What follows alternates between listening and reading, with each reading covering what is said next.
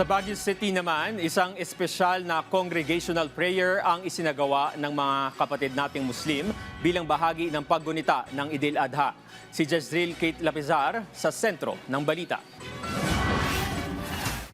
سبح اسم ربك الأعلى الذي خلق فسوى والذي قدر فهدى.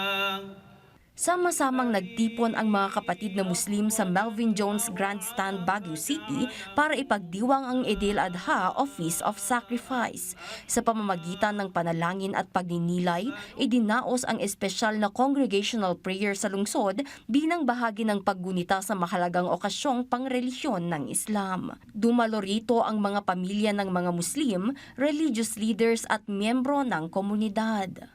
Ito po ang aming talagang obligation. Nagpapatawaran po kami mga Muslim at saka yung parang pista po namin to. Lahat ng aming mga pamilya nilalabas po namin para po sa aming kapayapaan po.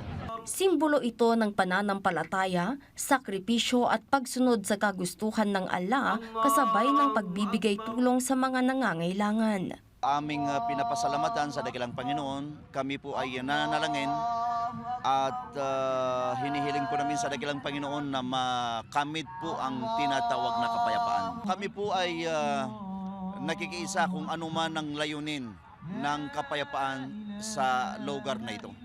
Nagagalak naman sila sa buong pagtanggap ng lungsod ng Baguio sa kanilang komunidad, tradisyon at pananampalataya. Samantala, tiniyak naman ng mga otoridad ang maayos at mapayapang pagdaraos ng selebrasyon kung saan isinagawa ang mga pagtitipon at panalangin ng Muslim community. Masaya kami dahil ang Baguio City and the entire Cordillera po ay very open to other cultures such as the Muslims.